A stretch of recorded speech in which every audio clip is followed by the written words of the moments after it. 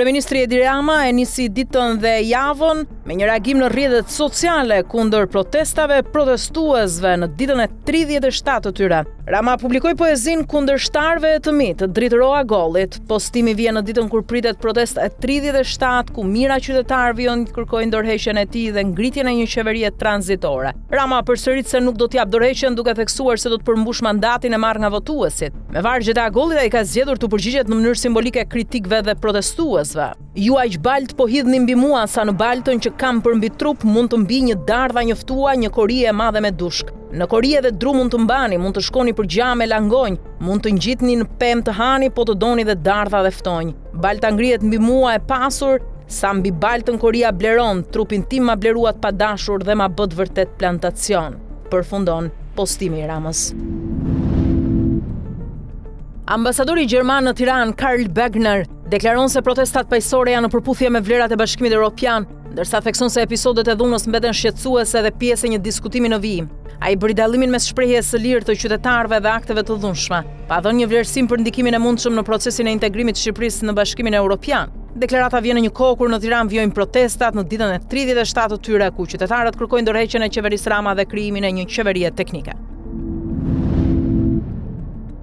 Ditën e sotme në gjykatën e posaçme vijon gjyqi për dosjen e privatizimit të ish-kompleksit sportiv Partizani, ku si dëshmitar është paraqitur ish-ministri i mbrojtjes Gazmendo Keta. Në seancë pritet të dëshmojnë edhe Elvira Lame, Parolaçi dhe Isa Tare. Çështja lidhet me privatizimin e ish-kompleksit sportiv, ku sot janë ndërtuar pallate. Në këtë dosje janë marrë pandeuri ish-kryeministri Sali Berisha dhe dhëndri i tij Amar Burmalltezi, ndërsa kallëzimi është bërë nga socialisti Tauland Balla. Ndërkohë në paraqitjen e tij të zakonshme në ambientet e Spakut, kryedemokrati Sali Berisha u ndal edhe te kjo çështje. Berisha e cilsoi dëshminë e fundit të Ylli Pangos për dosjen Partizani si të vërtet absolute. Ai mbron privatizimet e kryera gjatë qeverisë së Partisë Demokratike, duke thënë se ato ishin pjesë e programit elektoral dhe një angazhim i mbajtur. Berisha akuzon gjithashtu Spakun dhe qeverinë për standarde të dyfishta në hetime. I pyetur për thirrjen e sotme të Gazmendo Ketës si dëshmitar, Berisha tha se e përshëndet dhe fton të dëshmojë lirshëm në proces. Ndërkohë, Berisha u pyet sot nga gazetarët edhe për propozimin e Ulsimanjës për zgjatjen e mandatit të prokurorëve të Spakut. Berisha e cilson sklav të dosjeve të tij, socialistin Manja. Deputetja e Partisë Demokratike Jorida Tabaku ka deklaruar se qeveria ka rikthyer një propozim të saj për rritjen e mbështetjes financiare për fëmijët me aftësi të kufizuara dhe prindrit kujdestar pas presionit të qytetarëve. Ajo thotë se nisma e saj për dyfishimin e pagesave dhe njohjen e viteve të kujdesit ishte refuzuar më parë nga qeveria, por tani është përfshirë në ndryshimet buxhetore. Tabaku e cilson këtë si rezultat protestave dhe presionit publik, jo të vullnetit politik të qeverisë Rama.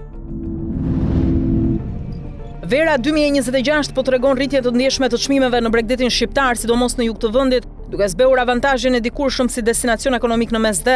Në zona si Dërmiu, Jala, Himara, Saranda dhe Ksamili, çmimet e hoteleve dhe apartamenteve variojnë nga 80 në 250 euro për natë, ndërsa vilat dhe resortet premium shkojnë edhe më lart. Edhe shpenzimet ditore për ushqim, shezllong dhe aktivitete e rrisin ndjeshëm koston totale, duke e çuar një javë pushimesh për një familje në qindra deri mbi 1000 euro. Si rezultat, shumë pushues po i krahasojnë gjithnjë më shpesh çmimet me Greqinë dhe Turqinë, ku paketat all inclusive shpesh rezultojnë pa aq ose edhe më ekonomike.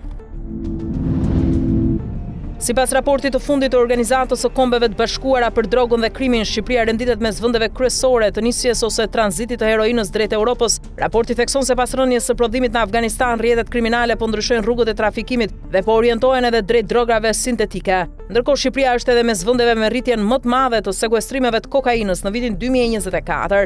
Sipas UNODC, flukset e trafikut janë zhvendosur drejt porteve dhe rrugëve të reja, por trafiku i kokainës në Europë mbetet në nivele të larta. Zjarri i madh që përfshiu fshatra Driz dhe Peshta në Fier është shuar plotësisht pas ndryrjes nga ajri dhe forcat në terren. Flakët dogjën rreth 110 hektar me shkure e ullishte, ndërsa u evakuan përkohësisht 12 familje. Në operacion u angazhuan helikopter, zjarrfikse dhe forca të shumta të policisë dhe ushtrisë. Policia ka arrestuar një 20 vjeçar i dyshuar se ndezi zjarri në tokën e familjes së tij, duke shkaktuar përhapjen e pakontrolluar të flakëve. Rusia ka ndërmarrë një valë të re sulmesh ajrore ndaj Ukrainës, duke goditur Kievin dhe disa rajone të tjera pak para samitit të NATO-s. Sulmet lanë të paktën 10 të vrarë, 10 të plagosur e dëmtuan ndërtesa banimin, ndërsa mijëra qytetarë u strehuan në metro.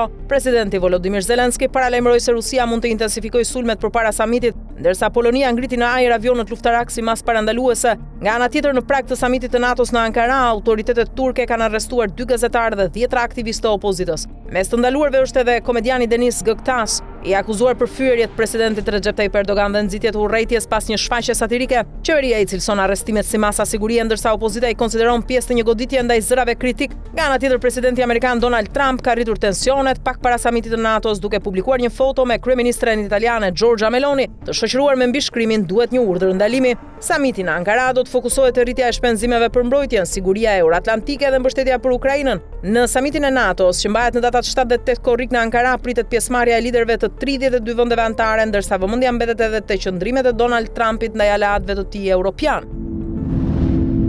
Një sulm i sofistikuar kibernetik ka kompromentuar llogaritë elektronike të zyrtarëve britanik pasi hakerët shfrytzuan një dobësi në pajisje të Fortinet. Mësohet se janë ekspozuar kredencialet të stafit të Ministrisë Jashtme dhe institucioneve të tjera kritike, ndërsa të dhënat po shiten në internet. Autoritetet britanike kanë kërkuar masa urgjente e sigurie, duke paralajmëruar se sulmi mund të përdoret për sulme të tjera ndaj infrastrukturës shtetërore dhe shëndetësore në vend.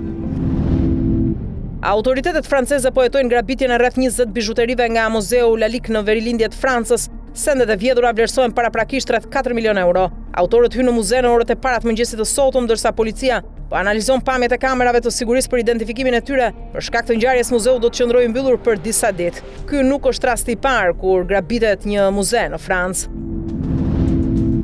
Norvegjia ka shkaktuar surprizën më të madhe të kampionatit botror të futbollit 2026, duke eliminuar Brazilin në 1/8 me rezultat 2-1. Seleção humbi një mundësi të artë në pjesën e parë pasi Bruno Guimares gaboi nga penaltia, ndërsa portieri Nyland mbajti gjallë norvegjezët. Në pjesën e dytë, Erling Haaland u bë vendimtar duke shënuar 2 herë pas asistimeve të Schneider. Brazili arriti vetëm golin e nderit me Neymar nga penaltia në fund, por nuk shmangu eliminimin. Me këtë fitore historike, Norvegjia kalon në çerek finale, ndërsa Brazili largohet herët nga turneu. Ndërkohë që për shumë kënd, Brazili shihej si pretendenti kryesor për Kupën e Botës.